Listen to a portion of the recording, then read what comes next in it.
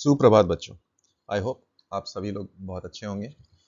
मैं नीतीश झा आपको आपका स्वागत करता हूँ अगेन ये फॉर्मूला रिवीजन सीरीज़ में। तो आज जो हम लोग सीरीज़ की बात करें या जो चैप्टर की बात करने वाले हैं वो है मैग्नेटिज्म मैटर।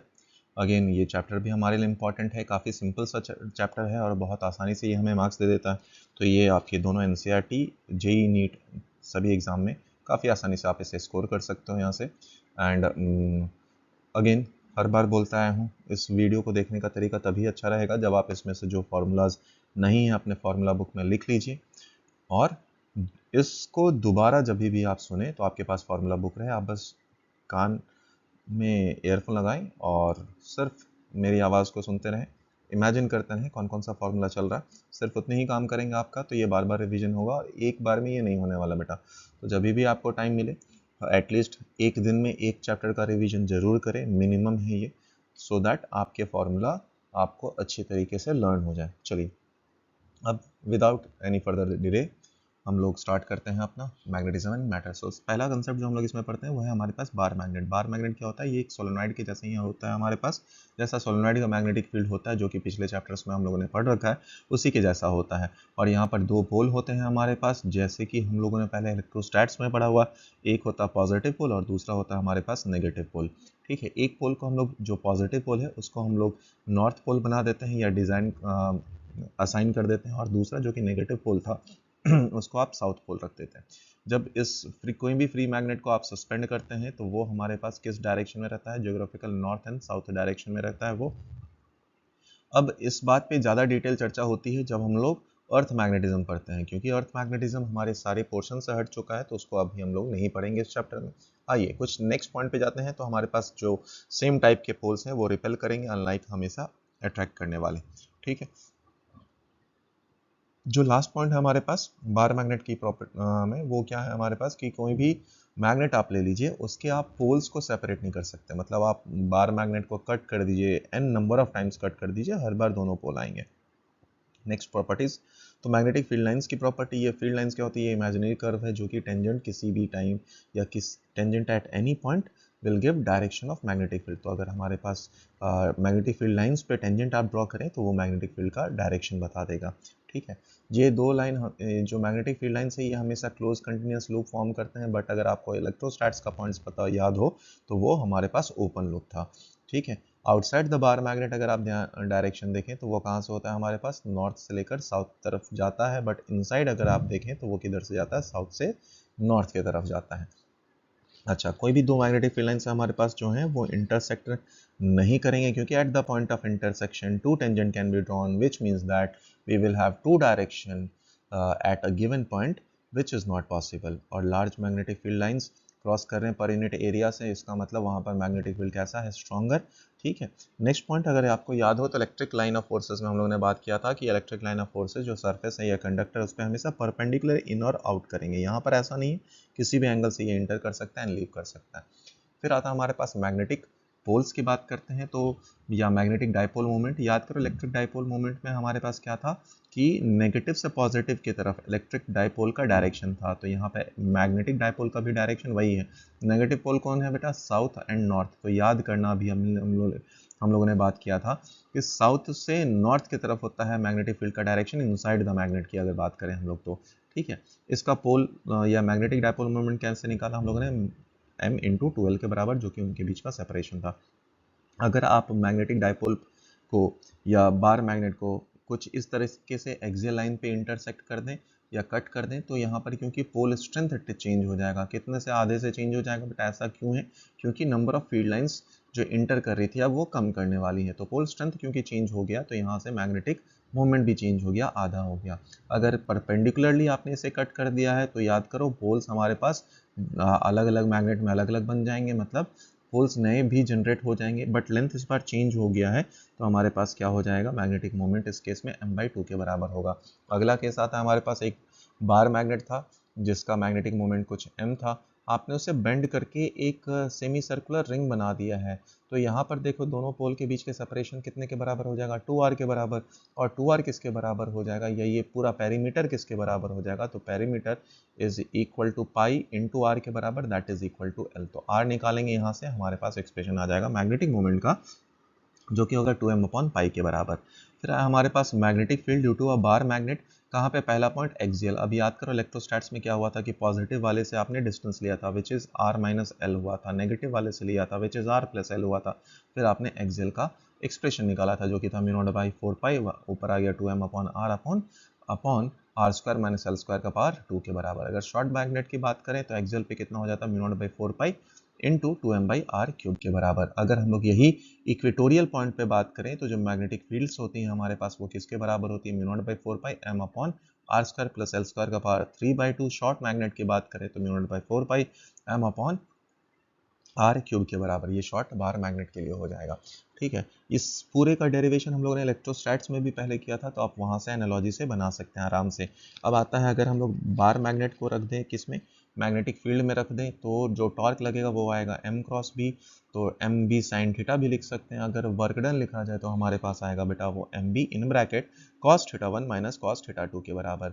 अब याद करो बेटा हमारे पास cos थीटा 1, अगर थीटा 1 को 90 डिग्री ले लिया जाए तो एम बी कॉस थीटा के बराबर हो जाएगा, मतलब m डॉट बी के बराबर हो जाएगा। टाइम पीरियड को अगर निकालें तो 2 pi under root I by M B के बराबर हो जाएगा। इलेक्ट्रोस्टैट्स मैग्नेटिज्म का कंपैरिजन बहुत इंपॉर्टेंट है, ये कंपैरिजन कि हम लोग किस क्वांटिटीज को क्या क्या लिख सकते हैं। चार्ज यहाँ पर पोल स्ट्रेंथ में बना, मैग्नेटिक डायपोल मोमेंट और इलेक्ट्रिक डायपोल मोमेंट का कंपैरिजन, फोर्सेस का comparison, Q into magnetic field, Q into E और Q M into magnetic field, axial point पे मैग्नेटिक फील्ड का कंपैरिजन, इक्वेटोरियल पे, टॉर्क पे एंड पोटेंशियल एनर्जी का भी। अब एक और केस यहाँ पर बेटा याद हो सकता है, ऐड कर सकते हैं आप, time period which is equal to 2 pi under root of, electrostatics में आई बाई पी के बराबर था और यहाँ पर अभी अभी देखा ही कि 2 pi under root of I by M B के बराबर।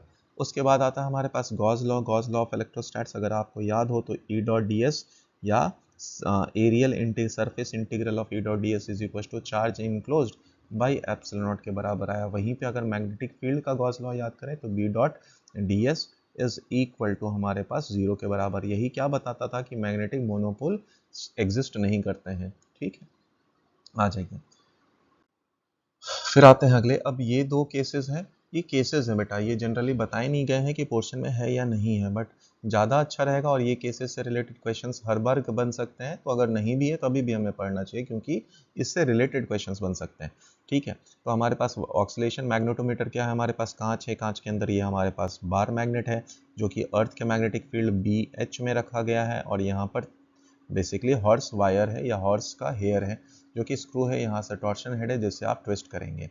ठीक है, अब इसका टाइम पीरियड भी लिखा जाए तो time period is equal to 2 pi under root of I by M B के बराबर। हम लोगों ने क्या करा, कंपैरिजन ऑफ दो मैग्नेटिक फील्ड है तो हम लोगों ने यहाँ पर एक और बार मैग्नेट रख दिया जिसका मैग्नेटिक फील्ड B1 के बराबर है। तो हॉरिजॉन्टल डायरेक्शन में कौन सा मैग्नेटिक फील्ड हो गया, B1 और BH1। तो पहला टाइम पीरियड आपने निकाल लिया 2 pi under root of I by M B H plus B1। Similarly second time में दूसरा बार मैग्नेट रखा तो वहाँ से टाइम पीरियड निकाल लिया विच इज BH, या सिर्फ एक ही जगह चेंज होगा, BH प्लस B2 के बराबर।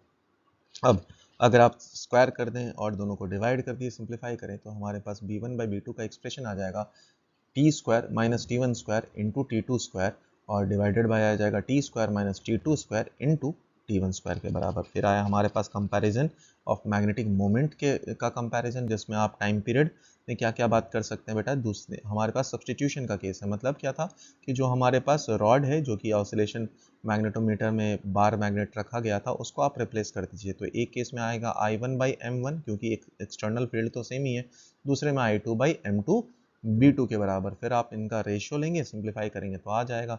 उसके बाद था सम एंड डिफरेंस मेथड। इस मेथड में हम लोग क्या करते हैं, जो बार मैग्नेट था उसके ऊपर एक और बार मैग्नेट रख देते हैं इन साइड में। मतलब क्या है बेटा कि एक बार मैग्नेट और दूसरा बार मैग्नेट, अब दोनों का पोल एक ही डायरेक्शन में अगर होगा तो वो M1 प्लस M2 हो जाएगा, I1 I2 तो सेम ही रह जाएगा, बट ये हो गया सम। डिफरेंस में दोनों के पोल्स को आप अपोजिट करेंगे तो M1 minus M2, moment of inertia तो स्केलर क्वांटिटी है, कोई दिक्कत ही नहीं, फिर आपने इसका रेशियो ले लिया। नेक्स्ट पार्ट में आता है हम लोग टेंजेंट लॉ। टेंजेंट लॉ होता क्या है बेटा, अर्थ का मैग्नेटिक फील्ड, तो अर्थ का मैग्नेटिक फील्ड किधर है हमारे पास, BH ये है और ये होगा नॉर्थ से साउथ डायरेक्शन में, BH होगा नॉर्थ साउथ डायरेक्शन में, ये है ईस्ट। एंड वेस्ट का डायरेक्शन। तो इस ईस्ट वेस्ट डायरेक्शन में हम लोगों ने एक्सटर्नल फील्ड रखा है BH, तो वहाँ पर प्रेजेंट ही एक बार मैग्नेट रख दिया गया। अब क्या होगा बेटा, इस पे दोनों फील्ड के कारण टॉर्क आएगा और वो टॉर्क बैलेंस हो रहा होगा। तो बैलेंस जो हो रहा होगा, एंगल किससे लिया आपने, एंगल लिया है हॉरिजॉन्टल कंपोनेंट ऑफ अर्थ से, या अर्थ के horizontal component of magnetic field से। तो वहाँ से आपने B निकाला, B is equal to BH tan theta के बराबर। इसके दो केस होते हैं हमारे पास, डिफ्लेक्शन मैग्नेटोमीटर, इसका आया tan A position. tan A position का मतलब क्या है, अगर हमारे पास ये डायल है, जैसे कि आपके वॉच का डायल होता है और ये बेल्ट है, तो tan A पोजीशन में जो हमारे पास बार मैग्नेट रखा जाता है वो अलोंग द बेल्ट ही रखते हैं। तो इसके लिए जो एक फील्ड आएगा at the centre of the dial वो आएगा हॉरिजॉन्टल और अलोंग द एक्सियल वाला पार्ट, और BH हमें ऑलरेडी पता है। तो इससे आपने निकाल लिया हॉरिजॉन्टल कंपोनेंट के कारण या हॉरिजॉन्टल डायरेक्शन में क्या मैग्नेटिक फील्ड होता है, वो एक्सप्रेशन हमारे पास पता ही है। तो सॉलिड मैं शॉर्ट बार मैग्नेट के लिए बात कर लेता हूँ, μ/4π 2m/d³ is equal to BH tan theta. अगर tan B पोजीशन रखा जाए तो उसी बार मैग्नेट को क्या कर दिया जाए, परपेंडिकुलर टू द बेल्ट रख दिया जाए, तो μ/4π m/d³ BH tan थीटा। अब दोनों में दो केसेस हो सकते हैं, एक केस में अगर आप D सेम रख दें तो m1 is directly proportional to tan theta, और दूसरा केस है हमारे पास जब आप tan थीटा सेम रख दें तो m इज डायरेक्टली या इनवर्सली प्रोपोर्शनल टू D, यहाँ से आ जाएगा हमारे पास। नेक्स्ट केस आता है हमारे पास टेंजेंट गैल्वेनोमीटर। टेंजेंट गैल्वेनोमीटर क्या होता है, हमारे पास ये कॉइल है, कॉइल के अंदर करंट फ्लो कर रहा है, अब करंट फ्लो कर रहा है तो magnetic field perpendicular to the plane है। अब इसी प्लेन में एक horizontal component of earth magnetic field है वो रहने दिया। तो इस केस में अगर आप देखें वायर या लूप के कारण जो मैग्नेटिक फील्ड है μ0 × n × I/2 r should be equal to BH tan theta. तो यहाँ से I is equal to some constant which is 2r BH upon μ0 × n के बराबर, that should be equal to या इनटू tan थीटा के बराबर। तो ये जो k फैक्टर आया कांस्टेंट, उसी को हम लोग बोलते हैं रिडक्शन फैक्टर। अब अगर आप इसे डिफरेंशिएट कर देंगे बेटा तो एक्यूरेसी हमारे पास निकल जाएगा which is delta I/I is equal to 2 times of sin 2 theta के बराबर। sin 2 थीटा की वैल्यू कितनी हो जाती है, मैक्सिमम 1 के बराबर, यानी थीटा इज इक्वल टू जैसे ही आप 45 डिग्री आएंगे तो हमारा एक्यूरेसी ज़्यादा रहेगा। सेंसिटिविटी क्या हो जाएगा, d थीटा बाई DI के बराबर, उसको आपने इन्वर्स कर दिया और जब सिंप्लीफाई किया हमारे पास तो एक्सप्रेशन आया 1/k अंडर रूट ऑफ या इन ब्रैकेट 1 प्लस हमारे पास इधर आ गया L² के बराबर, या I² के बराबर, I² के बराबर, I² के बराबर। ठीक है, चलिए नेक्स्ट पार्ट आते हैं, जो अगेन हमारे पास ये पार्ट थोड़ा ज़्यादा इंपॉर्टेंट हो जाता है, जिसको हम लोग नाम देते हैं इंटेंसिटी ऑफ मैग्नेटाइजेशन। ये क्या है बेटा, समझे तो हमारे पास बार मैग्नेट है, बार मैग्नेट के अंदर मैग्नेटिक प्रॉपर्टी हमें इंड्यूस्ड करवानी है। तो ये प्रॉपर्टी इंड्यूस्ड करवाने के लिए हम लोग कहाँ गए, एक्सटर्नल फील्ड को खोजा, तो एक्सटर्नल फील्ड ये रहा। अब इस फील्ड के अंदर हमें मैग्नेट बनाने हैं, तो इसके लिए हमारे पास जो प्रॉपर्टी है बेटा, वो कौन सा प्रॉपर्टी आ गया, वो प्रॉपर्टी आया हमारे पास इंटेंसिटी ऑफ मैग्नेटाइजेशन I।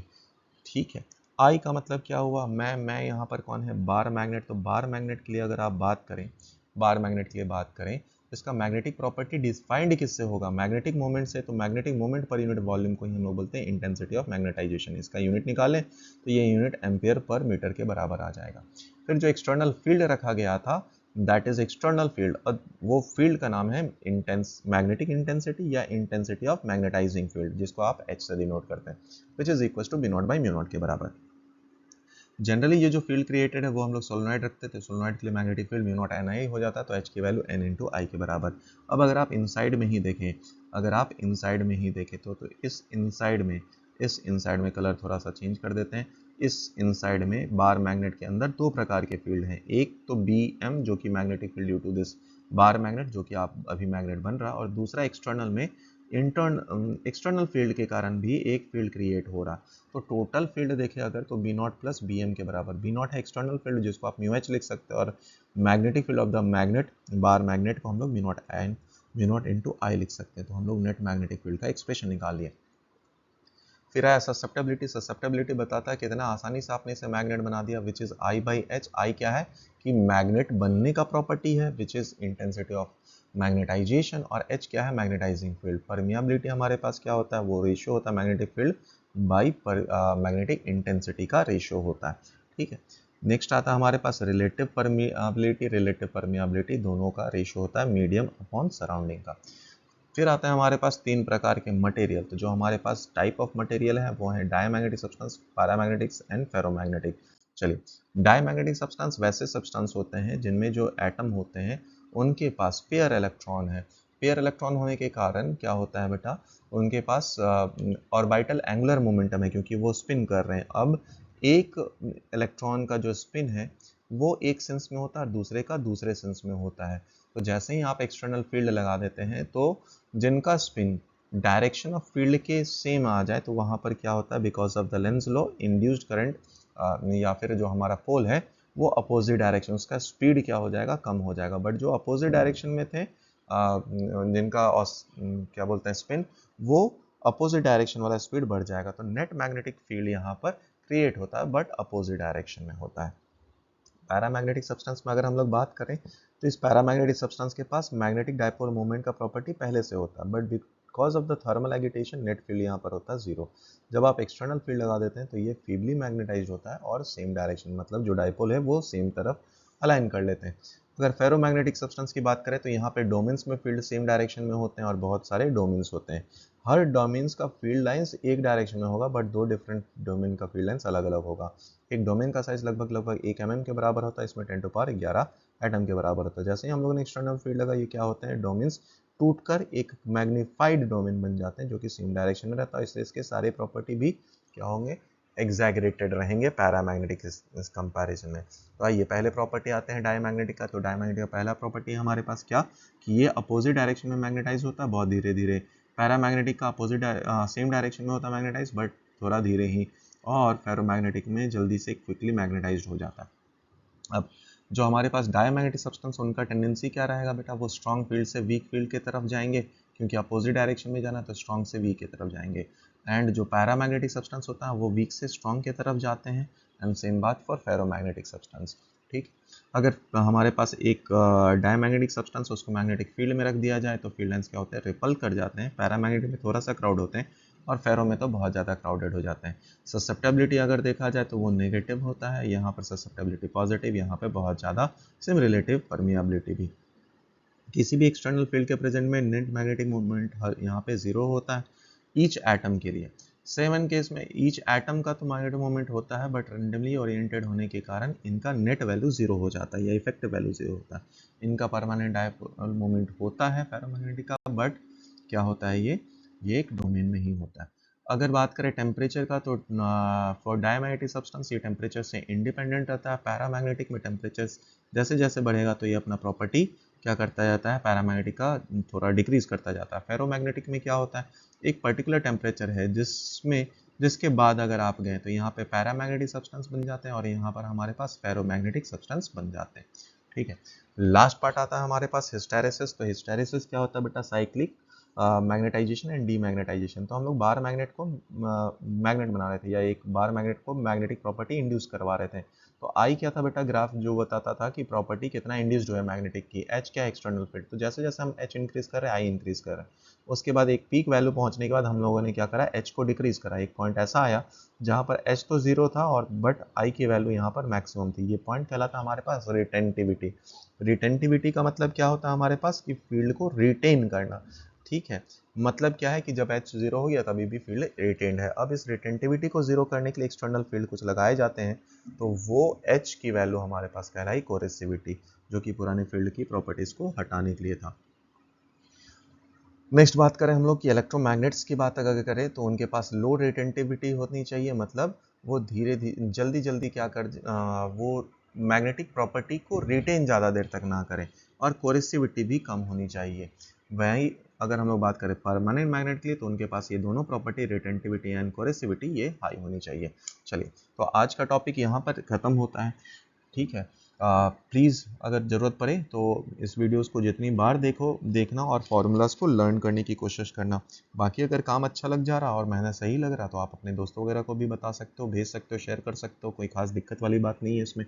ठीक है, तो आज का कार्यक्रम यहीं तक। मिलते हैं फिर अगले क्लास में अगले वीडियो के साथ। अगला टॉपिक रहेगा हमारा EMI। तब तक के लिए बाय बाय, टेक केयर, धन्यवाद और पढ़ाई करते रहें।